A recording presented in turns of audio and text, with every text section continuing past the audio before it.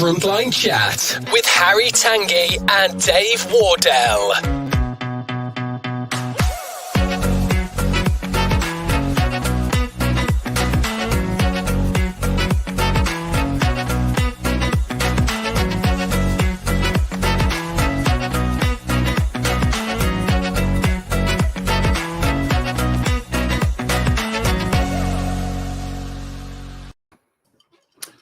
Hey. Hello, my friend. How are you? They've just. My wife's just shut the door, so I am literally in a sauna now. Yeah, just keep it ajar. That'd be great. Yeah.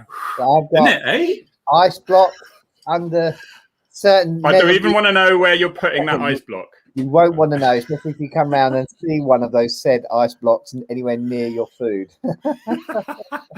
Nice one, mate. Yeah, plenty of ice in this very pale-looking water-ish. It is very watery, but yeah, it's like that, isn't it? Nice problem to have. Hope everyone's keeping cool. Welcome, everyone.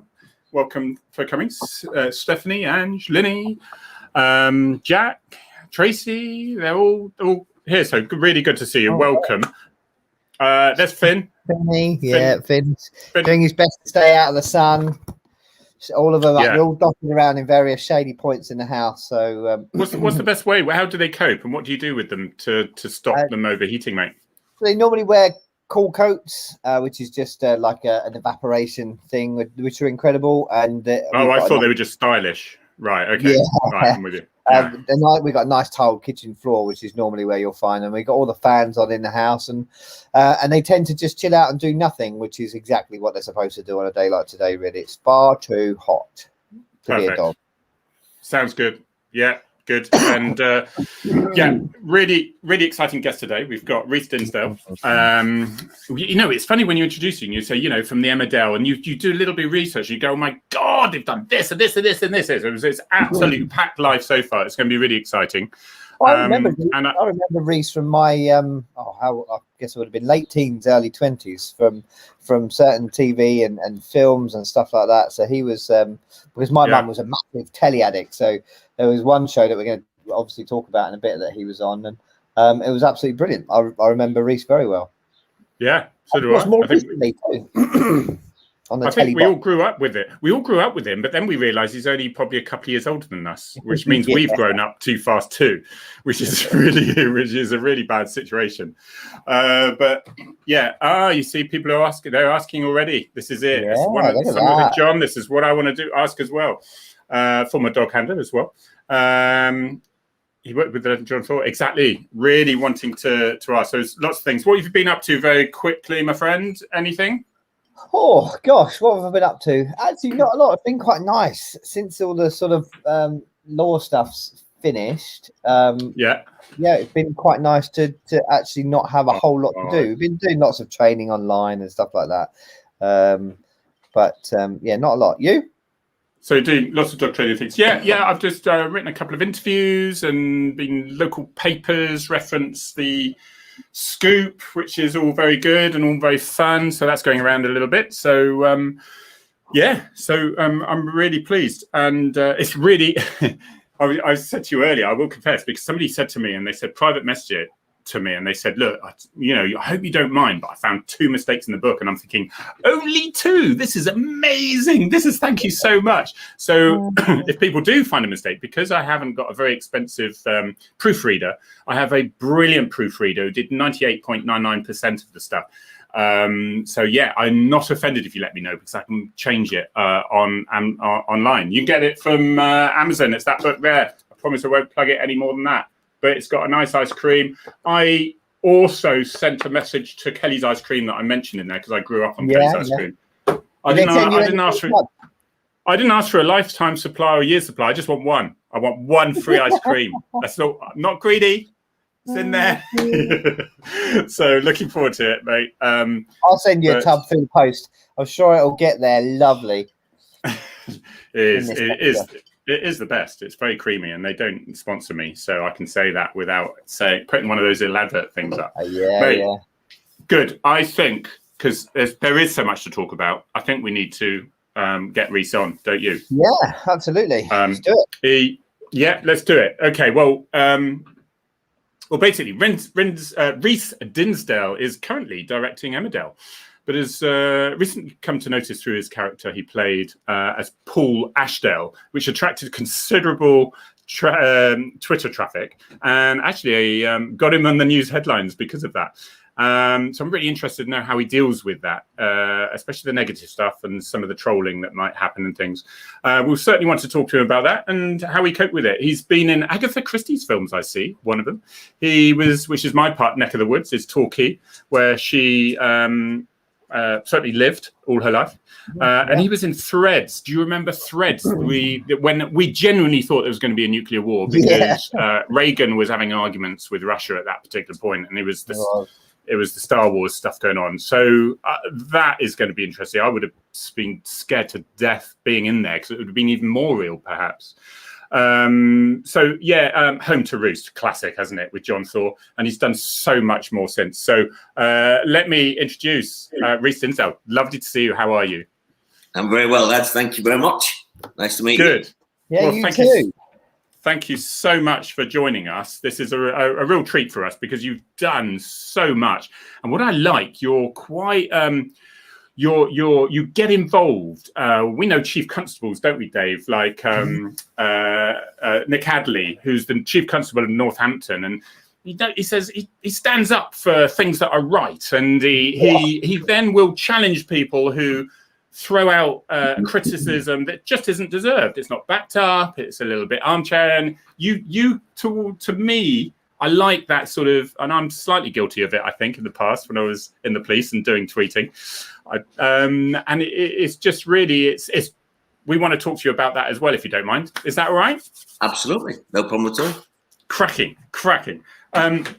What I wanted to start off with, let's start off with something that people really knew from the start is Home to Roost, and you worked with John Thaw. And I'm looking at that. It was 29 episodes, 4 series. How old were you then? How old would you have been? Well, there's a story behind that.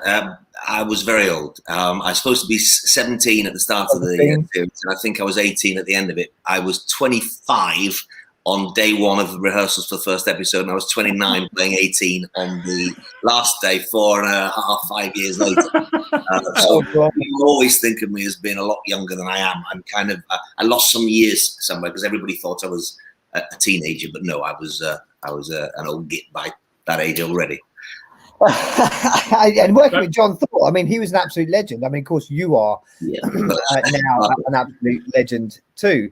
But I mean, 25, you'd obviously done a whole number of things by that Sure. point. Yeah, I mean, what happened basically, I've told this story many times, but I think it was quite interesting, is that they were looking for a 17-year-old to go toe-to-toe with John Thaw. I mean, the whole point of the show was that it wasn't just a one-person show. It was a two-hander, a glorified two-hander, albeit, but it was a two-hander. And to make something like that work, you have to get somebody who's equally as...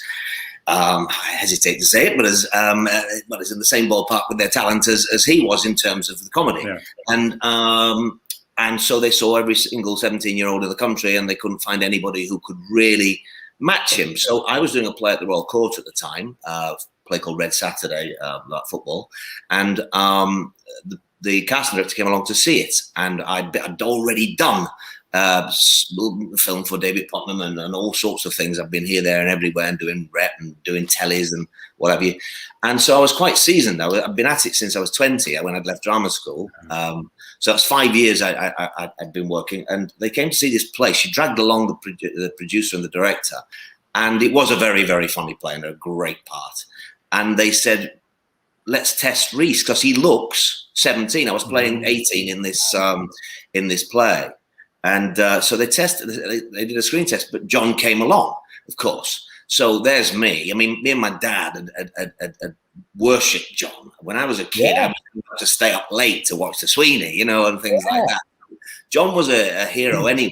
And in fact, when my agent rang me to say, they're interested in you for this sitcom, do you want to do it? And I'd already done a nice feature film and this and that, the other. And silly old Reece at the age of 25 was going, no, I don't want to be in a sitcom, don't want to be a sitcom. And then when he said, well, it's actually with John Thaw, or just the two of you, really, hold it, let's have a rethink.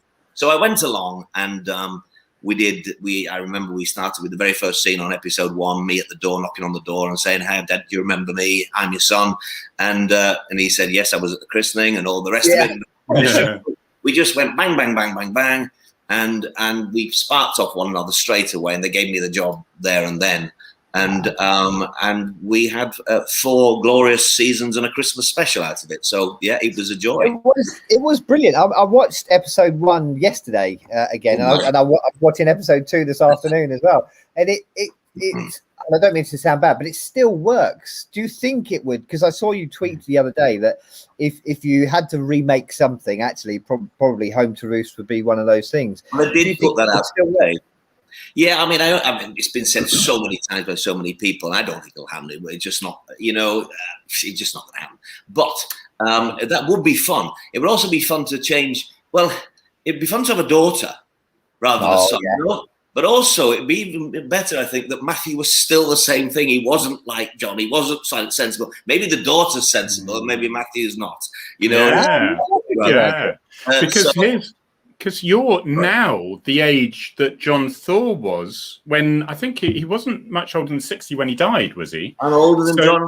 I've lived longer than John ever did. So how does that feel then? Because he was your father, and no doubt. And I want to ask if there was any sort of nuggets of hints that he gave you, advice that he gave you. But does that sort of feel strange to you, or is it? Yeah, I still feel like I'm 25 anyway, so that's I'm never going to feel 61. I'm 62 next month, in fact. Less than a month. Oh my God. So you still look 18. Don't worry. I feel my age. I'm never going to feel that. But it was extraordinary because John, on the very first day of rehearsal for the show, was his 45th birthday on the 3rd of January 1985, and he looked 60 then. Really, he said I was born old. Did John? Dave's like that. I say Dave's like that. He is. Dave looked like him when he was 21. I had a tough paper round. I was brought up in the near the place that Reece played a character in one of his films that I will always remember, that we'll come on and talk about in a minute. So I had a tough paper round. That's why I've got this. I obviously didn't. But no, we weren't that far apart in age, to be fair. I don't know. My maths is terrible. What, somebody tell me 25 to 43. What's that? 17 to 18 years of age or something? 18 years of age. 18 years between us. We did get on very, very well, and we never had a crossword. I tell a lie, we had one crossword, and it was John's fault, and he apologised. All that time. Was that over a line? The best advice he ever gave me was really, he said to me once, always keep coming out of a different corner, always keep them guessing. And if I've done one thing in my career, that is what I've done. And if I can be proud of one thing, then that is it. Because he was right. He did it himself. John would be on stage, would do comedy, drama, tragedy, would do sitcom, hard roles. He was a master of everything, really. And that's what's really obvious from your career as well. If you look at your career, it is from every angle that your talent just has no end. Well, I wouldn't say that, but I would say that I've had a go at everything, and I thoroughly enjoyed it, and actually I feel 25 still. I really, really do. I mean, I'm not being silly, but even when I direct, I do it with such energy and such passion. I was even christened on when I was doing the Jimmy McGovern Moving On series. They christened me Tigger with a script. Because I'm all over the place and jumping on set and saying, can we do this? Can we do that? And blah, blah, blah. And I love getting involved with my actors and whispering in their ear. And it's just passion, really. And that's really where you got into the directing as well, isn't it?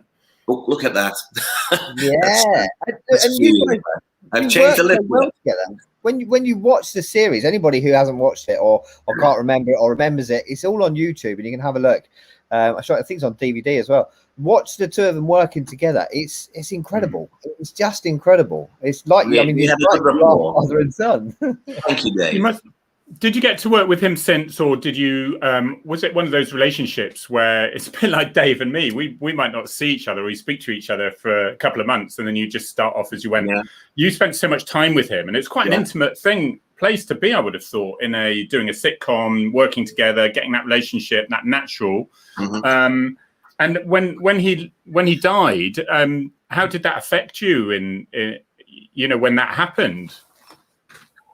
John was very, very private, very private. I mean, John, he liked his family, liked to be at home. He didn't. I mean, in the early days, I can't speak for the Sweeney days and the Regan days and all that stuff. Yeah. I mean, I think he was a bit of a boy. Let's be honest, and I think he had a couple. He liked a glass of something in his time, and but he somewhat settled down when I worked with him, and he was he very much enjoyed his privacy. We didn't continue on as kind of Reece and John afterwards. We left it be. He was a very busy man. I was a very busy man, and then of course, not long after, it was a while after, but he died before any kind of coming together again might have happened, and that was a huge shock to me. But you're sharing the same studios, aren't you, with Emmerdale now? And well, this is the Daily Star for you. Basically, I was walking down the corridors of what was Yorkshire Television when we made this show. John and I used to rehearse in London every week. We would go and then go up to Leeds on a Thursday night, do a tech run, then do a tech run all day on Friday, and then perform in front of a live audience on a Friday night. And we did that for 4 or 5 years. And so when I came back, and it's now ITV Studios, and it's Emmerdale Studios there, and I'm in the middle of this, and I was just walking down the corridors one day, and I thought, oh my God. And actually, I went into the Woolpack Studio, and the Woolpack Studio sits right where the Home to Roost set was, and where the 300 audience was every Friday night. A live audience came to see us. And so I tweeted, oh gosh, actually, it's just hit me that I'm walking down the corridors where John and I walked all these years. Yeah. And I put hashtag ghosts, as in memories, as in lovely memories. So Daily Star had on the front page of the 2 days later, actor in Emmerdale, not even named as really. Emmerdale says the studios are haunted by John. Oh my God. And the title was Spectre Morse on the front page of the Star. So there you go. If they'd have dug into it a little bit more, they could have pulled out a really nice story from you. That's the annoying thing. Well, they could have asked me, but they didn't. So there you go. Yeah. But I noticed they'll do a whole article on one tweet, won't they? They'll do a whole article, and it's almost like people assume you were interviewed and all this sort of. Mine usually started off with controversial police officers says, which is like unbelievable. But okay, so if we can move on, because it was about that time, wasn't it, that you were involved with Threads? Because Threads was 1984. Yeah, Threads had come the year before. I say I'd done quite a bit of work when I did Home Through, so the work was flowing, and that came about by a good agent putting me forward for the role. And I met Mick Jackson, the director, and Barry Hines, who wrote it. Barry Hines of Threads fame too. And I just got the gig, and it was a fantastic piece. If I can just remind people already, Threads, do you remember when, back in the early 80s, when it was America was building those Star Wars that was going to shoot the nuclear weapons that Russia were firing at us and America out of space, basically. It was all very real. And it's just interesting to remind us that I know we're worried about Brexit and COVID and all this sort of thing. But back then, I think we were the world, and certainly us in the middle, were really worried. And it was described, Threads was described, it was brutal but essential. And it wasn't so far as a nightmare, but a possible reality. And so could you just remind what your position was in there? And you've got a lovely story about your meeting your, is it partner or wife now or whatever? Yeah. Well, no, that time was scary. You had to be there to feel it. We all thought it was the end of the world was coming. It's all right looking back now and saying it seems not really after Trump and whatever happened last. Yeah. It was so in your face, and it was scary stuff. I guess making it, we couldn't make it walking around going, oh God, this is the end of the world. Oh no. Yeah. Actually had a real laugh making the show. Great crew, great people. And but no, it was a had a huge impact. And I mean, I remember on the very first showing of it was at some ballroom or some Mecca in Sheffield, where all the people of Sheffield who'd helped us make it, all the essays, all the extras, as it used to be called, were invited. 500 people in this auditorium to see the first screening before it went on TV. And I took my dad, actually. I took my dad from, he was born up the road, 20, 30 miles up the way in Normanton near Wakefield. And I took him down there. And it was, at the very end, there was no applause. It was just quiet sobbing, but from different corners of the room. And my dad just turned to me and said, "Oh my God, son, we must never let this happen." You know, it's the only thing. Nobody was worried, saying about well played, great performance, lovely shot, this, that, and the other. You know, the message was everything. And in fact, the story of my wife is that little did she know. I mean, I'm 8 years older than Zara, and little did she know that one day she would be. Well, she was watching it as a 16-year-old in Belfast, but she would be marrying Jimmy. But the thing that was interesting was that she joined CND on the back of that. You know, you influenced her even then. I would definitely use that against her in future. You used to listen to me. You used to listen to what I said. So yeah. So can we move on to movies now? The movie that I want to talk about, I'm sure Harry does too, was a real. I was in my late teens, early 20s. I was born. The local football club was Millwall. I had a very good friend who was a Millwall fan, and about that sort of time, he ended up going to prison for glassing someone because they wore a different colour top. Now, I liked football, but I never got football to that extent. Your film was ever so powerful, and the tagline as well for the movie is when you go undercover, remember one thing: who you are. Which I mean, you can talk about with when it comes to acting as well. But you know, if you've never seen an actor throw themselves into a role, then I recommend everybody have a look at ID, because Reece, I guess, but it certainly appeared, you absolutely threw yourself into it, like like the cop did. What was his name? What was the guy who wrote the book? James Bannon, the undercover cop.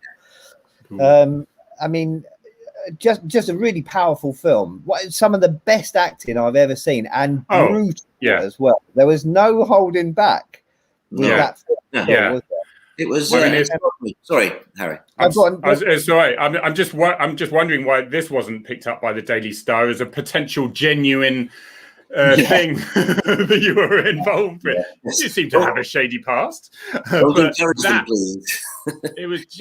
was incredible. And it was that basically about an undercover cop who was trying to infiltrate. And we all remember when those hooligan gangs were vicious. There were stabbings. They'd arranged to meet up, and it was absolute havoc. And it was those undercover cops that used to go in there and get that information from inside. And it was an interesting story of how actually the lines are bleeding over a bit now, wasn't it? Really, it was the sort of lessons that it was trying to teach. Really, well, it was really one man's journey into hell, wasn't it? Really, I mean, it was like treating violence as a kind of drug. He couldn't get off the buzz of it. Once he was on it, it was in his veins and inside him, and he lived for it. You know, it was just as if he was taking heroin, really. And it was so it was. We did a lot of work for that, I must say. I mean, I probably did more work for that role than any role before or since, in terms of where we took him, how far we took him down that line, how far I had to work with that character. I mean, I don't want to sound indulgent and actory like, and yes, I live the character and all that nonsense, because I'm very good at not doing that and not bringing it home. There you go. That one. Let's talk about your Sorry, but with that one, that was the request. I did that. That's what the director, who was an actor himself, Phil Davis, wanted. And we worked for weeks beforehand, him and I, just two of us, on improvisation, on building a character, on me going to visit places where in my imagination I would pretend that I was born, and I found a police station where I thought my father would have worked, and and all this in the school. And I wrote absolute pages and pages and pages and pages of character study on the guy, so that when I went on set, they wouldn't let me, because of my Yorkshire accent, they wouldn't let me speak in anything other than a South London accent. And so when they picked me up in the morning in the car, or when I met the boys, the rest of the actors, I had to put on this I've been working on it, and do this London accent for all through the shoot. When I was going for my lunch at lunchtime, I still had to order it in whatever the accent. So some of the guys who worked had that real thick London accent. They're proper London actors, aren't they? Some of the guys in that cast. Did you order your dinner as well with effing and blinding as well? Yes, probably. I won't make not the effing and the blinding. I'm sorry. That's not right, is it? Yes, it was one of those jobs, and it paid off, and it seemed to go down well. I mean, unfortunately, the idea, I have to say, unfortunately, a lot of young men took the wrong message from it. Not the message I was talking about. Sorry, where it was, it was a kind of, look what happens when you deal in certain things like this. It's not advisable. But and so I get years. I still do get people shouting lines at me, which is great. Yeah. But at the same time, a lot of them, were really kind of taken by the violence, and loved it when you stab that geezer up in. Oh, really? And you're thinking, no, that's not what we're doing here. Movie quotes come from that film. I just remember one of the last scenes when he goes back to see his now estranged wife. And I'll leave the swear words out. But he says, look, when you have kids, I'm going to bring my kids around here and they're going to eat yours. Yeah.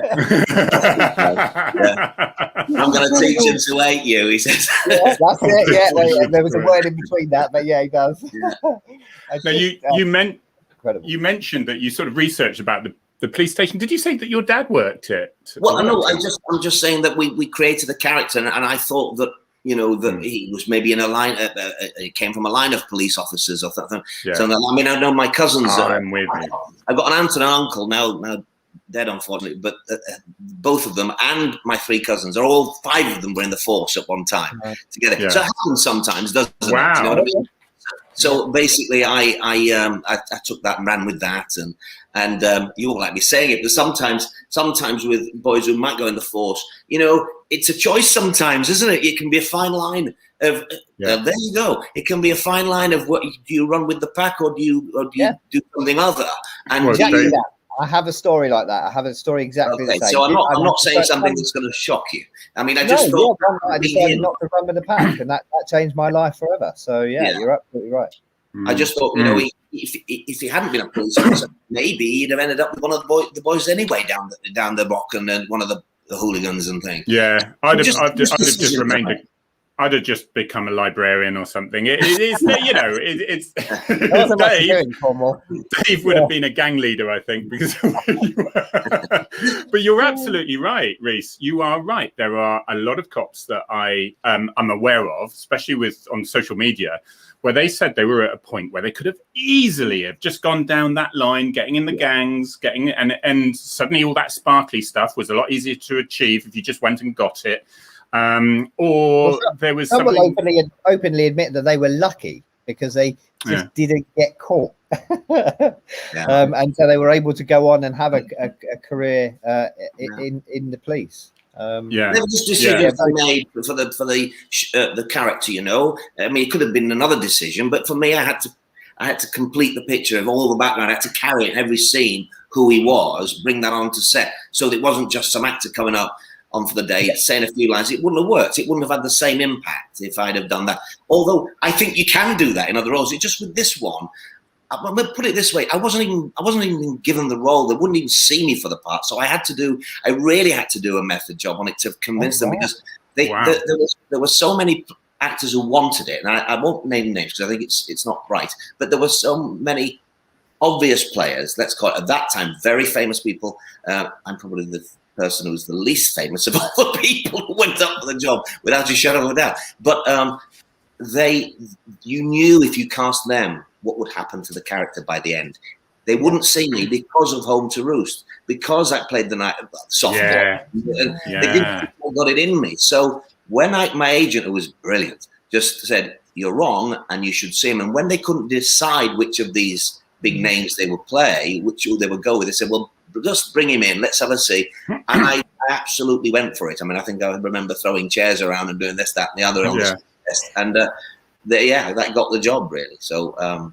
So what would you be doing otherwise? Would you be a librarian? And what pushed you into that? I don't know what I would have been. I don't know. I mean, I always wanted to be an actor from the age of 12. I was shoved into a school play. I was press ganged. And okay. And so it wasn't outside. It wasn't family. It was school influences around school and things. Was it? No, my dad worked at the pit. My mum was a nurse. Nothing in my family came from acting, and I just was shoved into a school play. I really enjoyed it, and at that first time in my life, I thought I can do something. Yeah. Before that, I had no purpose. I didn't know what I was going to do or who I was. You don't really at 12, do you? But I'd never been told how brilliant I was at something before then. And all of a sudden, yes, maybe silly and a bit immature, but I was 12, and it was like, wow, everybody thinks I was great in that. And from that point on, I just wouldn't be thrown off it, and I went for it, and here we are. Well, did your parents try and throw you off it? Because you said your dad worked down the pits and your mum was in. Yeah, my dad was in the pit, and he was from the age of 14. It was first not on the face, then he worked in the surveyor's office, and then he worked in a factory. There he is. Look at that, that dear old fella. Handsome chap there, yeah. Ah, bless his heart.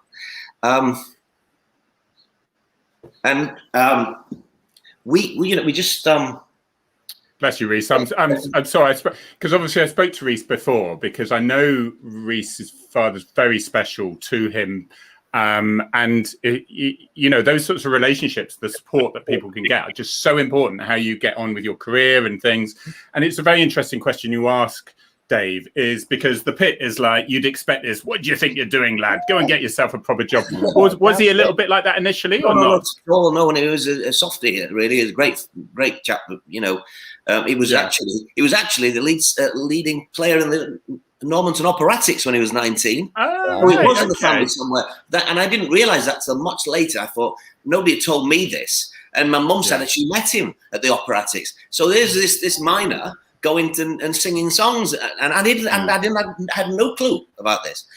So it doesn't feel like it come from that line, because he only did it for a couple of years or whatever. But no, he was really soft, and but he, as soon as I said what I wanted to do, to be fair to the pair of them, they backed me to the hilt, and they would drive me to the station, and I'd go off to the auditions in London, London, and I'd come back, and I got into 4 or 5 drama schools, and they thought, well, you must have something. So they were always supportive. Came to see every single thing I ever did. Once came 10 hours by train to Exeter to see me in a lunchtime play. So real support. To be fair, I had great support from them, because they were flying blind too. I mean, everybody in my town, no one had done what I did, and so it took a lot of courage for them to back me. Absolutely. It takes courage for any parent anywhere, but you can't. Embarking on a career like that without that support would have been very, very difficult. As well, especially then. I mean, we're talking 1977, 76 when I was auditioning, 77 in September when I just finished A-levels and went to drama school. It's a very different world, very different place. Actors from the North were few and far between in so many ways. Now, thank goodness, everybody's able to at least have a go, to have a chance. There's acting schools, acting classes everywhere. Indeed, I try and teach sometimes to give back something to the young people or to actors of any age, really. But it wasn't like that then. The only dream really felt you had to go to drama school and do a classical training and come at it from that angle. So that's what happened to me. I was 18 going on 16, because a very young 18, to be fair, going to the big smoke, and I never. Was it scary, or did you just take it? It was scary, but I just knew that if I didn't go for it, my mum wanted to. They drove me down to this kind of hostel place when I first went for my first day of drama school, and it was such a state she wanted to put me in the car and bring me back, and I just went, like mums do. Yeah, mums. But I would never have been active or allowed her. So there was strength in me to go, no, I'm staying put, go. And then I met, got to drama school and found my feet, and everything was great. Well, I feel very cruel for potentially upsetting you again, but I think this is such a sweet photograph, so endearing. Now, and there's a quote that your dad said, "If you can't fight, wear a big hat." Now, is that to do with a distraction technique? What was the meaning behind that? Is that the case? He always used to say it, and subsequently, a few people on Twitter have tweeted me and said, "My dad said that. My mum said really? That." Yeah. So it's a very rare northern phrase, or maybe it's not northern even, but I don't know what it means really. I guess I take it to mean, listen, if you're not, I mean, literally, if you can't fight, wear a big hat. It'll scare them off anyway. Yeah. It's like they're like, what? And then he's gone. So I don't know what it really means. It means, I don't know. It's just my dad's phrase, and I enjoy it.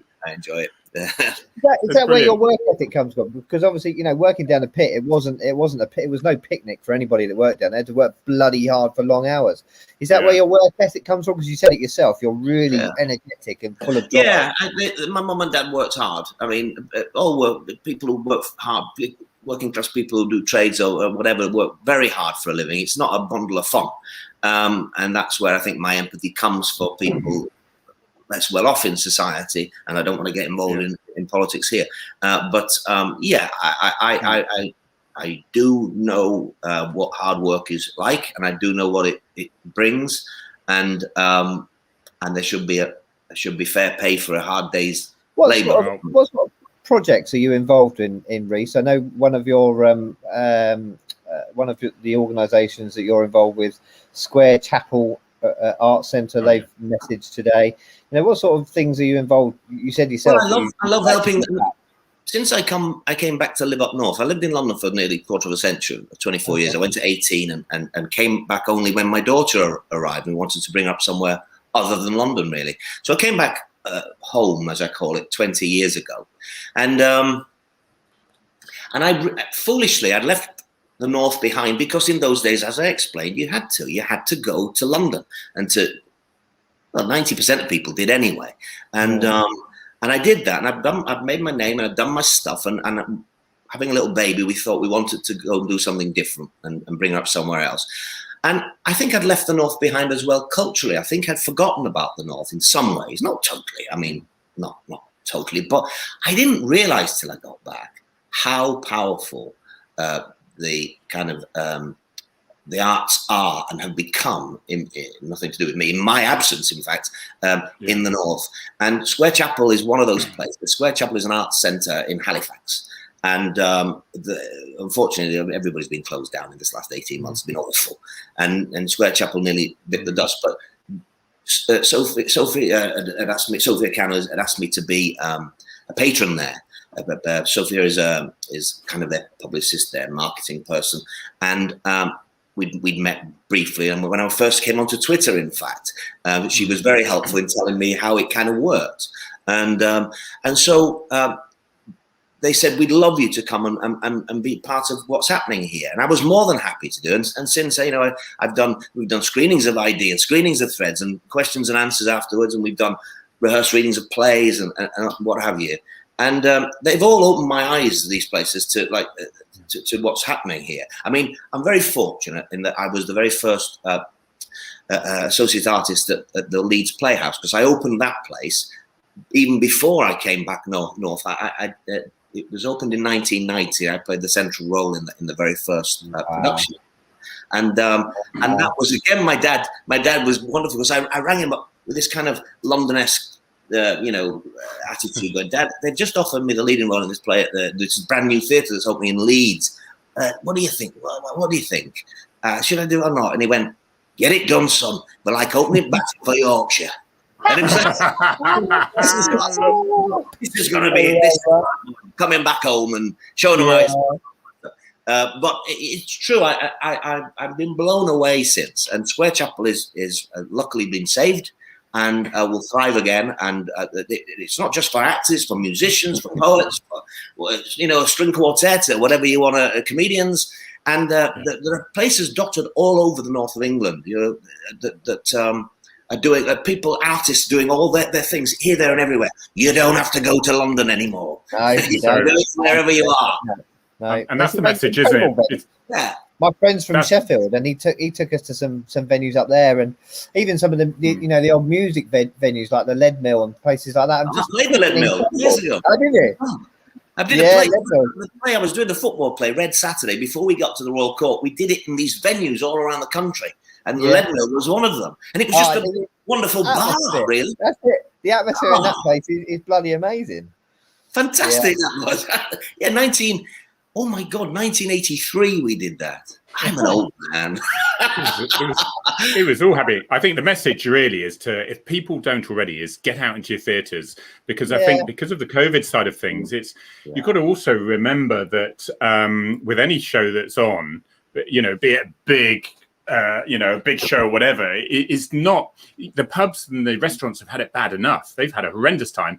But with a theatre, you can't just open it and there's your actors, fully trained, fully, the scenery's all built. It's, it takes time. And they desperately need people now to start. If you haven't done it, I really recommend it. I know I'm going to be doing it more. That's for sure. I fully endorse that. Absolutely. Good. Right. Lots to talk about. You mentioned social media, and I know Harry's keen to talk about your social media, but I think we need to do it in order. Because anybody who doesn't follow Reece, you've got to follow Reece on Twitter. He's absolutely brilliant. But before we talk about that, because that could take up the rest of the show, I guess we need to talk about soaps, because you've been involved in some of the biggest soaps in the world, even. Where should we start? Where should we start with your soap? Harry, where should we start with your soaps? We're at Coronation Street. Well, Coronation Street was a couple of years, in 2008 to 2010, I believe. And I believe there's you were at home and you saw Joe McIntyre acting, and you said, "No, I saw Michelle Keegan. Basically, I played Joe McIntyre. She's the actress. I'd been brought up. I was weaned on Coronation Street from the age of nothing, and we used to be like, bedtime was after Coronation Street when you were at 7, 8, 9, 10 or whatever. That was when you went to bed at 8 o'clock. And so I always loved Corrie, and to a similar extent Emmerdale. But Corrie was, I suppose, at the time, the daddy of them all, and so I'd watched it all my life. Funnily enough, again, more fool me, because I had this classical training, and it used to be thought of the kiss of death being in a soap. So, we were kind of told, don't go in a soap, little kid. And so I didn't want to be in it. So, but I watched it still, and I'm watching it one night, and on comes this young girl who we now know to be Michelle Keegan, the brilliant Michelle Keegan. But on comes this girl, and I turned to Zara and I went, "Shh, this girl, look at her, there she is. This girl is unbelievably brilliant. Where the hell did they find her?" And I kid you not, the very next day, my agent rang from London and said, "You don't want to be the new girl in Corrie's dad, do you?" And I actually went, I said, that's spooky. I said, however, I don't, because it'll be the kiss of death. And actually, I've just done a thriller for the producer, Kieran Roberts, had just done a 3-part thriller for ITV, and he twisted my arm because, I asked a few people. They said, "All bets are off now. Everybody does them. It's the old school way of thinking. How you're thinking. Please don't do that." So they wanted me to do 2 years. I said, "Can I do a year? And we'll see how it goes." We came together with 18 months, which is what I did in the end. It was great. But then I thought that was it with me and soaps, because I decided to leave that one. It was. He didn't have much luck, did he? It was a bit, poor Joe. He was bipolar one minute, then he was terrible pain, and he broke into the medical centre to get all the pills, and he was down on his luck, and then of course he tried to fake his own death and ended up dying in Lake Windermere, didn't he? So, as you do. That's the tale of half as well, but we'll say that one another time. But no, the Emmerdale one totally came out of the blue. I mean, in the meantime, after Corrie, I'd been given this opportunity to direct. I took it with both hands. I've loved it. It's a second string to my bow now. I feel as much at home as a director as I do an actor. So a friend of mine, a really wonderful chap called Ian Bevitt, who directs on both these soaps. Who I now and again I go and have a pint with him in Harrogate. He's the only person I'd probably go for a pint with. And he said you should get involved with Emmerdale. And I said I can't, Ian. I had never done multi-camera. There's a system that they have in place. So not anymore because of COVID. But there's a system that they've had in place, which is 3 cameras on the studio floor. You have to create a camera script beforehand. You have to go in the gallery and call the shots. It is so technical. It was like, a geography student learning chemistry. Right. It's just like, so he said, I'll teach you, I'll hold you and I'll teach you. So I went in and he taught me old school how to do it all. And I'd by this time directed 6 or 7 dramas on BBC, but this was specific. And I went and I was thrilled that I learned it. But I'm on my very last day of the 2 episodes I directed for myself. And they pulled me upstairs, the producers, and said, we love what you've done as a director. We want you to come back and direct, but not for a year. And I'm like, what? Because in the meantime, we'd like you to be in it. Wow. Hello, okay. What are you saying to me? And so they had this character that they said, look, there is an end to this character. He's going to be killed. So you'll only be in it for 7 months. It actually ended up being a year because of COVID and lockdown and things elongated. But I wasn't necessarily looking to be in the show. However, I thought, what a wonderful way to get to know the crews and everybody. What a time to spend, so that when I finish, because I got the promise of the directing, that when I come out, I can go back to that and they were as good as their word. And I'm now in block 2 of the 2 they promised. They've even given me a 3rd block to do. So how was it? How was it they actually saw? Did you keep poking your head behind the camera and going, oh, it'd be better if we did this? How did they see something in you? No. Basically, they knew who I was. They knew I was an actor. They knew I'd seen ID and all the rest of it. And they told me, and it was lovely. And you go for directors' meetings for the script. And I remember, then I look back at it now, it all makes sense. But I remember the producers now and again going, you still act, Reece? Is that what? And I'm thinking, really? I said, well, we just thought you were going to be a director from now on. I went, no, I am an actor. I'm an actor first and foremost, and this is something else. And I think, obviously, looking back, they were sounding me out. And then it was coming to the very end, and I think I remember saying, oh, yeah, I'm going to go. They said, what are you doing next? I said, I'm going on to direct a Jimmy McGovern thing. And they went, right. And that's when they acted that day. That's when they pulled me in. So they wanted... Did I read right that was it Corrie or was it Emmerdale? I think it was Emmerdale, where you said they told you what was going to happen, and so because you're a bit of a blabbermouth, you kind of refused to go out for drinks with people because you were worried you were going to go. This is I tell you what was hard. When I finished, you finish 5 or 6 weeks before the episodes go out because they're shot so far in advance, and so I had this month at least before the finale, which was I was kind of killed in a barn, a big ball of flame, the first COVID stunt, in fact, and big news. And there was one of 3 or 4 characters who it could have been who was going out, so I couldn't reveal it. So I that was hard because I couldn't tell anyone. I mean, my wife knew and my kids knew, and they were under strict orders not to say anything.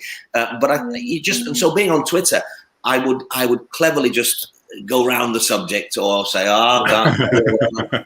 it's very, very hard. In fact, before I got it as well, I couldn't, until they say, we're going to go to the press with who it is, keep stum. So I had to keep stum from early December, when they first asked me to do it, to when I was starting shooting it sometime in February. So they announced it late January or something. So it was tough. But hey, so just before we move on to social media, because I know Harry wants to cover it. No, there's something else first. I'm trying to stretch this hour out. Slow the clock. Harry, we're going to run out of time. Without doubt, we are going to run out of time. No, I know. Emmerdale. I've always loved Emmerdale. I was brought up in a southeast London council estate, so getting away to the country was always wonderful. So I would sit and dream watching Emmerdale. I loved it. And it is a village, isn't it? It's a contained village within a big estate. And it is as beautiful as it looks. It is wonderful because it's in the Harewood estate, Lord Harewood, Harwood, or however you want to pronounce it. There's this big estate, and 25 years or 26 or 27 years ago, having only really worked occasionally on location for the show, a farmhouse here or a pub in some other village, they do most of the stuff on stage, on sets, and they decided they would get Lord Howard had leased them this land where they could build a village. So I'm stunned by every single day I drive down there. It is sublime. It's a real village. It's it's real Yorkshire stone. It's a bloody dangerous one, though, isn't it? This was. It's a bloody dangerous one. Well, true. Yes, it wouldn't be worth watching if there wasn't something going on. But I pinch myself every day. It is an extraordinary place to work. It's also extraordinary because as a director, you can shoot 360 degrees. Whereas, say, on the Corrie set, you could shoot off because there's Manchester poking its head above the clouds. Then horizon, there's this, that, and the other, or whatever. But with this, it's kind of set in a little dip. And you can shoot anywhere, and it looks amazing. It really is. If you ever need two ugly idiots to sit in the background at the wall pack, me and Harry are your men. You're up for it, are you? I get so many people asking me that, but I think you have to be registered with agents and all this stuff.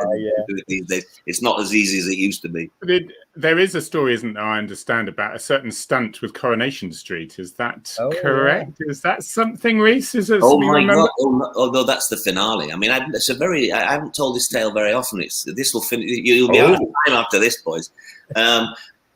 Yeah, basically, I mean, it was a hairy, scary ending to my Corrie thing. I didn't say it to them at the time, but my character was going to kill himself, pretending he was dead in Lake Windermere, go off to Ireland, and Gail would get all the money or something from the insurance. Yeah. So we shot this scene with me in a boat in the middle of Lake Windermere. We shot it from midnight till 2 a.m. on the 4th of December. 2009. It was icy. It was snowing. It was blowing a gale, and they were putting me in the water because he falls overboard and actually kills himself. But they put me in the water with a dry suit, then all my clothing on top, then this kind of belt that they have to measure the weight or something. But they got the weights wrong, and I was supposed to. I busted my arm as the character. First of all, so I had to, with one arm, swim to this boat that was only, say, 20 feet away. Now, that was hard enough with all these weights and the costume on top of the dry suit and the rest of it, and one arm and trying to get there. And then it was a one-take deal for some reason. I don't know, but it was that, well, it ended up being a one-take deal. Because he would have died otherwise. The boat lost its moorings. The boat broke its moorings, and it went 40 feet, 50 feet away. To get there. And I went going at it and going, always in character, like, I'm getting heavier and heavier and heavier. And when I get to the boat, I'm supposed to kind of get up onto the front of the boat there, whatever the technical term is for it. The bow. No, I don't know. The bow. And pull myself up, not be able to have the strength in my arm, and then fall into the drink and never be seen again. Well, when I got myself there with my last bit of energy, and I pulled myself as much as I could, and I completed the shot, and I went down. But as I went down, the boat, the kind of hole that sucked me along underneath it, and I had no strength. And I wasn't aware, or I hadn't in that moment. I wasn't aware. I thought, oh my God, I can't get back. And luckily, a frogman, a diver, got my legs and brought me up. And I was really, really exhausted. I mean, I was absolutely exhausted. And it's 3 in the morning. It's 2 o'clock in the morning, and they got me out. They got what they needed. It looked fantastic. But then I was really... It looked fantastic because it was real. Well, yeah. Later, that's brilliant acting. I had to go to a tank up near Blackpool somewhere, a 16-foot deep tank, to shoot the stuff under the water as I'm going down. And I'd never done anything like this in scuba diving. And they had to give me a crash course in this thing where you take it in your mouth when you're deep down in the water and you blow out first before you suck in to get the oxygen. And so I'd only learned that morning, and it's against everything you can think is to blow out and then to breathe in. And of course, the director says to me, when you come down, you've got a shot and you're leaving the boat, you come underwater, all the air in your mouth, can you let it go out? So we've got these lovely bubbles going up to the surface. So I give them this wonderful shot that they've got, and then I get to the bottom, and I'm all the air's out of me, and I'm supposed to. And I tell you what, it was the most frightening thing ever. And ever since then, this is not the, but they don't know this. I've had terrible nightmares and dreams, and I've had post-traumatic stress where I wake up in the middle of the night and I don't know whether to breathe in or breathe out when I'm half asleep. If I breathe in now, I'll die. If I breathe out now, I'll die. And then I wake up and it's really like, whoa. It's got a bit better in the last 18 months, but for 10 years, I woke in the middle of the night. I didn't know what to do. So there's your story. You run out of time, man. No. It just shows for sure. Blimey. Yeah. I should have said something, but can you imagine? You'd never work again for them, would you? If you said something. Dave, I realised I had a safe life in armed response in the police. I did, because I never nearly died once. I tell you, it's true though, isn't it? It doesn't matter what you're doing, and you're acting like that, and things can happen. You just see why they do. So. I don't know how Tom Cruise has survived so long either. Well, he really knackered his ankle recently, didn't he? But But, oh my God! No, sometimes you're asked to do some things special things, and you no room for the faint-hearted. Because I've been around water. I mean, I've lived, born and brought up in Cornwall, and I just know that cold. You go in and say, yeah, this will be right, this will be fine. I'll swim over there. That cold goes bang, and it saps you of all your energy. And I think that's the importance. So I can totally imagine what you're like. Yeah, like that. But when you started working in Emmerdale, let's get to it. We've got 4 minutes left. We'll go over. Don't worry. When you were called to be the estranged partner of one of the most well-loved characters ever been on Emmerdale, and you were a bugger. Yeah, but the thing was, I didn't play him to begin with as a bugger. No, you weren't. No, I said to them, I said, please, let's not go in there. You were so nice. At the end of it, we were like, we knew he was going to be like that. Well, I just think there's nothing worse than going and signalling everything that the character's about to begin with. So I thought, well, let's really hide all this horrible stuff that's going to come out. It's very like real life. Real life. People out there like that. Domestic abuser written on their forehead, do they? You don't know who's doing what. And so I just said, well, can we play like that? So we let it bleed out slowly, this guy's. And then when it came out eventually, it was horrific. But that's genuine. That's real life. That people they sort of, it's almost like grooming when they meet a partner and everything's lovely, and then there's a few little signals, but maybe I've misheard it and maybe I've got it wrong, and then maybe and now it's their fault. It's my fault. It's not their fault, and it's how real life. Well, it's perfect. I mean, exactly that. Like it was portrayed really well by Bradley, who played my son. Because is it my fault? Is everything my fault? But the writers did their work on it, so I think we did it well. But hey, people can't distinguish between the actor and the character sometimes. What? Well, I don't know. Is that about? Tell us. I don't know. I mean, it really. Look, I'm long in the tooth. I'm okay, but at the same time, I just thought on Twitter, and I am kind of there a lot on Twitter, and people say things about you, the actor, about your physical nature or whatever it may be. And I was carrying a few pounds more than I did as a young man and all the rest of it. And there were some horrific things that people say about you. And they don't care. And they say it and they're unprompted. It's nothing I've said or done. I don't try and I never ever go at anybody except politicians. But they're fair game. But people would say things and I think, hey, you can talk about the character. You can talk about the way he's behaving. You can hate him. I've done my job if you hate him. Please hate him. He does a horrific thing, this guy. So that's fine. I was never concerned by that. I am concerned when people start picking on you as a human being and start calling your names or doing whatever or picking on your physical attributes on whatever. And so, so they get the big chop now. They didn't always used to, but now they do. I've kind of grown up on Twitter a little bit. Best way to deal with it. The thing is, Reece, as well. They, back when you first started your career, they'd write a letter which might get to you if you were lucky. But now they can deliver it into your lap when you're sat in the living room with your family, and that's what is really quite disconcerting as well, isn't it? It's not good, and I'm a big advocate of trying to be kinder and friendlier and positive on Twitter. I try. I don't always succeed, and I will. And I've grown a thicker skin in some ways, in that I do warn people. And I have done it many a time. I said, don't come at me in aggressive fashion. Don't come up swinging punches at me. And then if I pick you up on it, don't come bleating, because that's what they always do. They always then put it back onto you as if you started it. It's not true. It's not fair. But that they're just, no, I don't know. I mean, we've been on social media for a little while, haven't we, Harry? And we've been there, seen it, done it, got the T-shirt. Probably not to the level. Oh well, I mean, I remember my deputy chief constable saying, "Well, Harry, you've been doing Twitter for the force quite a while now." And it was, about 6 years. So and won the award like you did for the best police Twitter account. He says, I said, yeah, but I can see why other people don't want to take it on. I mean, I had 2 misconducts complaints against me. One was by the police complaints. I'm proud of that one.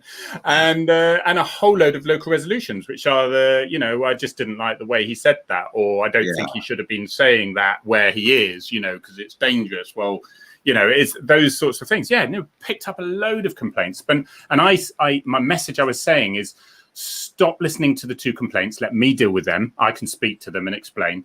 Look at the 28,985 neutral and positive ones, but we don't do that. That's the thing as well. Again, I was talking to someone the other day, because they were having a tough time on social media, and I do get a bit of a tough time because I'm doing all sorts of good things, which apparently makes you a bad person. And I was saying it's a hang up from when we used to live in caves. Apparently, you could get, and I'm sure you did get, thousands of messages saying, "Reece, that was played beautifully. That was incredible. I can't wait to see you again in your next project," and all that sort of stuff. But you kind of almost go looking for the person that says you're an arsehole. And it's a hang up from when we had to survive. I don't think I had to look very far. I think that's the problem. I think people were coming at me without me looking.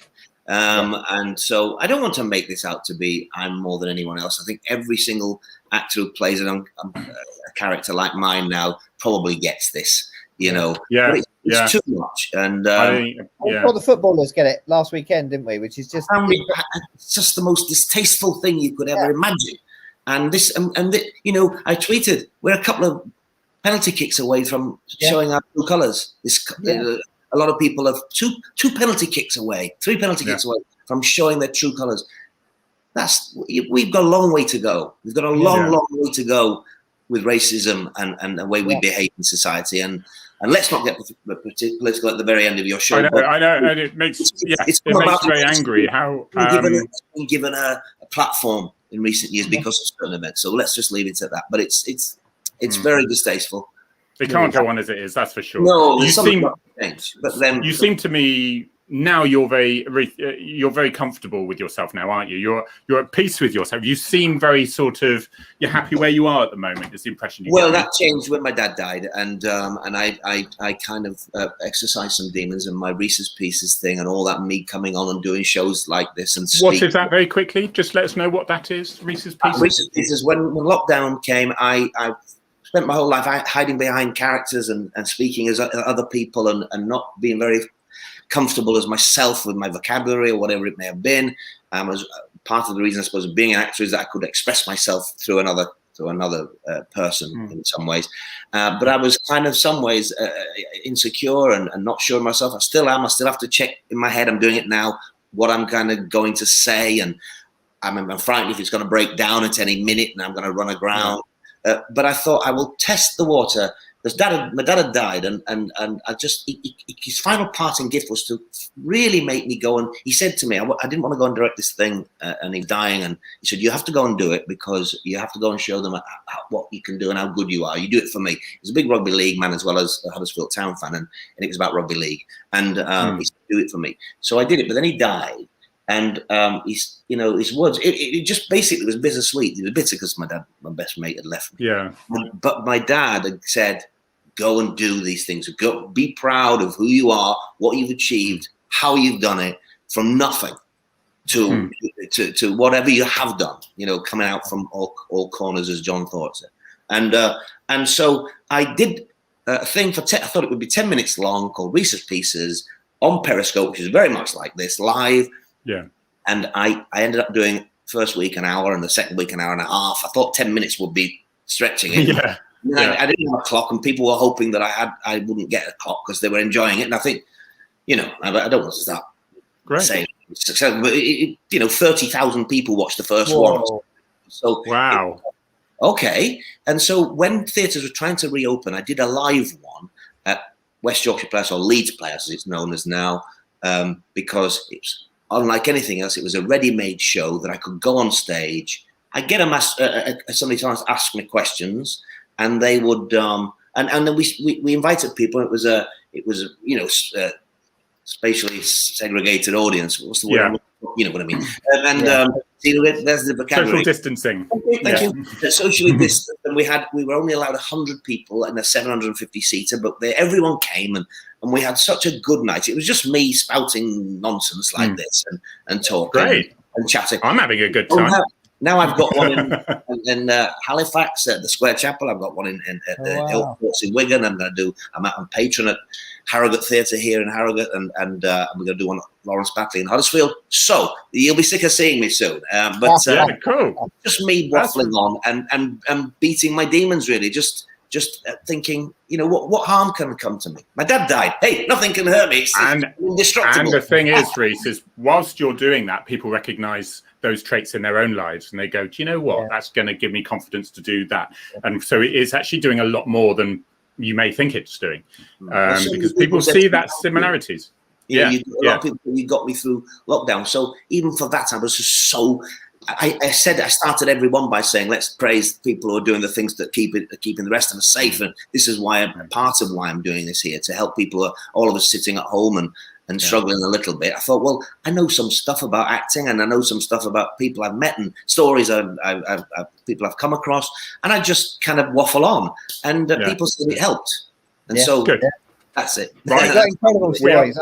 Again, another one. I think we barely scratched the surface. No, we haven't. There's a couple of things. There's a couple of things I just wanted to mention first, Dave. It's first, someone from Manchester said recognise that saying. If you can't fight, wear a big hat. And Sue Wise did a bit of research on it, and she said just Google Reece's dad's saying, and it means that you can't get near for the big hat. You can't get to them. They've got a big hat. There you go. So thank you for that. Thank you. And there is. So, sorry, was there one more thing you wanted to say before I show one last photograph I wanted to comment on here? No, that's fine. Basically, I realise now that you shouldn't have been an actor in the first place. You should have been an armed response officer. Your dad was trying to tell you, and I'll explain you why he was trying to tell you. Look, this is the evidence that I'm giving here. There you and your dad are pre-shooting each other. That's clear evidence, undisputed evidence.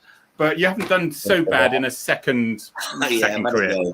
Thank you ever so much. Pleasure to have you, Reece. Sorry, I've gone on a bit. We love it. We've been looking forward to this for a very long time, haven't we, Harry? Very kind. Oh, we have, and you have not disappointed. It's been absolutely amazing. Thank you so much. And yeah, there is loads more to do, but everyone out there, just keep an eye on what Reece is doing. He's very busy. Make sure you follow his Twitter. Well, we'll see everyone next week, shall we? Should we do that? Take it easy, chaps. Thank you, Dave. Cheers, everyone. Bye-bye.